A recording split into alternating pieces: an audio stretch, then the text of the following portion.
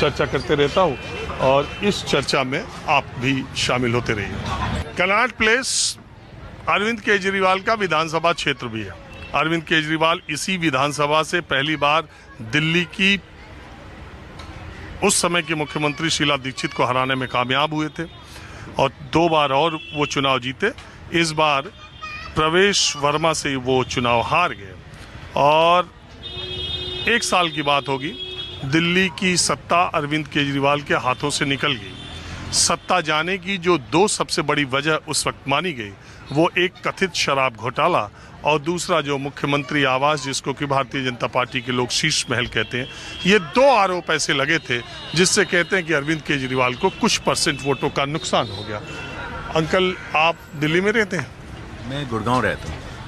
कोई बात नहीं, दिल्ली गुड़गांव सब एक। आइए, आप भी आइए मैम, मैं ऐसे ही बात करता रहता हूँ चलते करने दीजिए इनको। क्या हो गया? आज कहाँ से हैं आप? मैं पूछ सकता हूँ आपसे? मैं यहीं से दिल्ली से हूँ और ये मेरा चैनल न्यूज़ 24 है, आप देखते होंगे। बताइएगा। ओ, मैं आज लोगों की राय ये ले रहा हूँ कि अरविंद केजरीवाल को आज लोअर कोर्ट ने आरोप मुक्त कर दिया, डिस्चार्ज कर दिया। आपको पता ही चला होगा शराब घोटाले में, उसके बारे में आपकी राय क्या है? मेरी तो ये राय है जी कि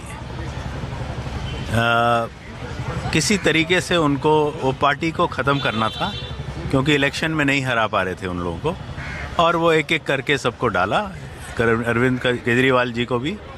और आज की तारीख में देख लीजिए उनकी पार्टी कहाँ पे है, और जो उनकी एलजी को बिठाया हुआ था सिर्फ उनको काउंटर करने के लिए, अब कोई एलजी की लड़ाई नहीं होती, क्योंकि उनकी रेखा गुप्ता जी से तो होगी नहीं लड़ाई।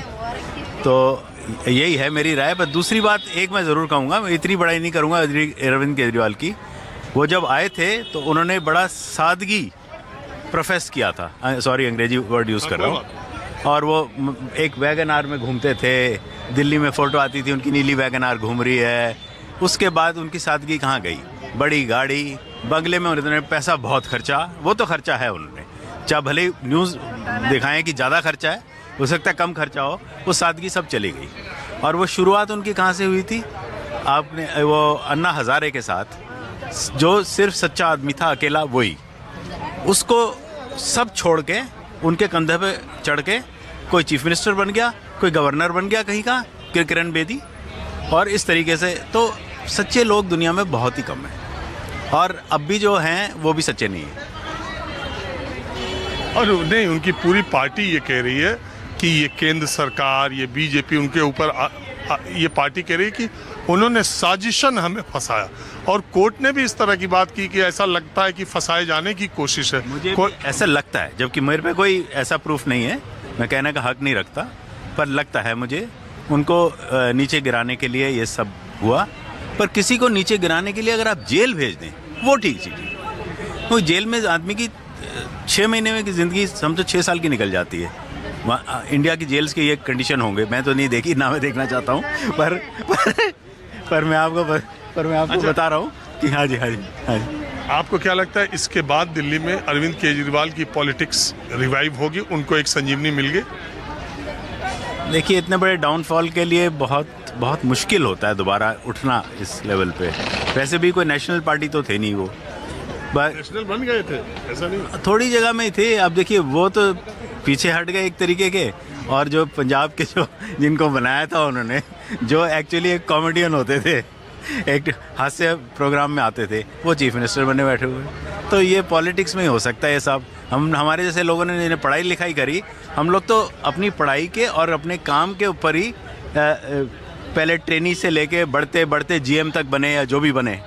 पर यहाँ पे तो कोई भी कुछ बन जाता है, कोई भी कुछ हो जाता है, कोई बैकग्राउंड नहीं, कोई बायोडाटा नहीं, कोई सीवी नहीं, कोई कुछ नहीं। आप रुके, आप बात किया आपने, आपका बहुत शुक्रिया, बहुत बहुत धन्यवाद। और आप बात करने से बार बार मना कर रही थी, ऐसी क्या वजह है? वजह ये है कि इतना सच बोलना कभी लाभदायक नहीं होता, बातें जरा ओट में कही जाती है। ये अभी ऐसा माहौल है या हमेशा से आप मानते हैं? ये मेरी फिलॉसफी है लाइफ की, माहौल की बात नहीं है, ये मेरी फिलॉसफी। लेकिन अगर आप नहीं बोलेंगे, अब देखिए अंकल ने बात करते करते बताया कि ये जीएम तक पहुंचे, मैं नहीं पूछा कहाँ जीएम तक। अगर आप लोग अपनी राय नहीं रखेंगे, इस क्लास के लोग नहीं रखे, तो कौन रखेगा? डिप्लोमेटिकली रखना होता है ना। और कोई बात ये बता दीजिए हम इसको कहाँ देख सकते हैं? आप न्यूज़ 24 चैनल पे शाम 6 बजे, रात 11 बजे आज, और कल दोपहर 1 बजे भी। बहुत बहुत धन्यवाद आपका। बहुत शुक्रिया सर, थैंक यू। क्या सरदार जी, क्या हाल है? बढ़िया, आप बताओ आप कैसे हो? मैं आप जितना सही नहीं, लेकिन है, बोलिए, हम भी ठीक ही है। अरे कुछ खबर पता चली केजरीवाल की? हाँ, बस यही सुना कि वो बरी हो गया।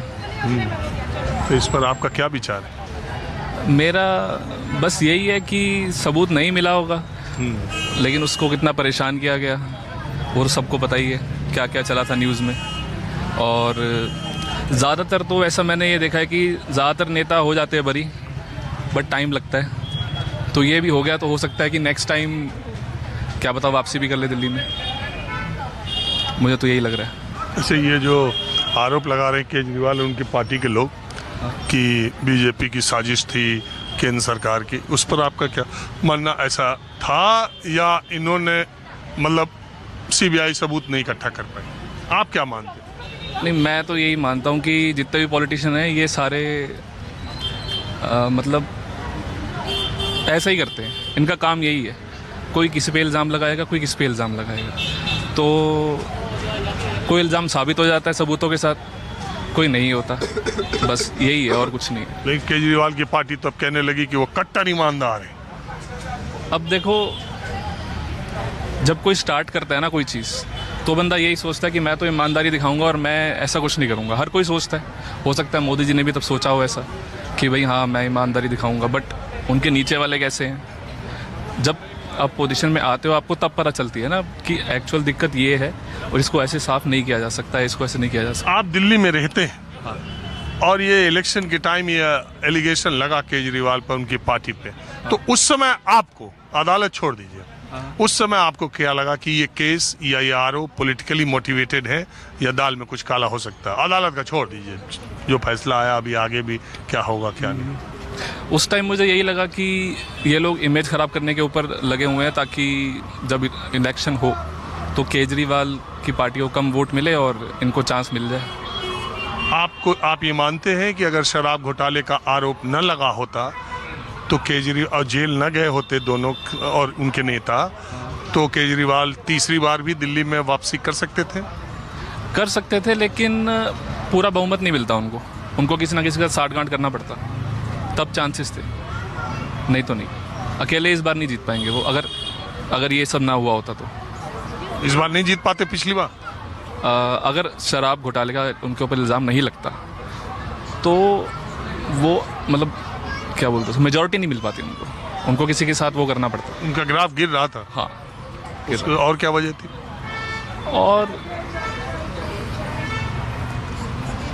अब ऐसा होता है ना कि कोई भी एक बंदा जब कोई नई जगह नई पोजीशन पे जाता है, एक बार गया, 2 बार गया, फिर उसके बाद ना धीरे धीरे उसका ग्राफ अपने आप ही नीचे आता है।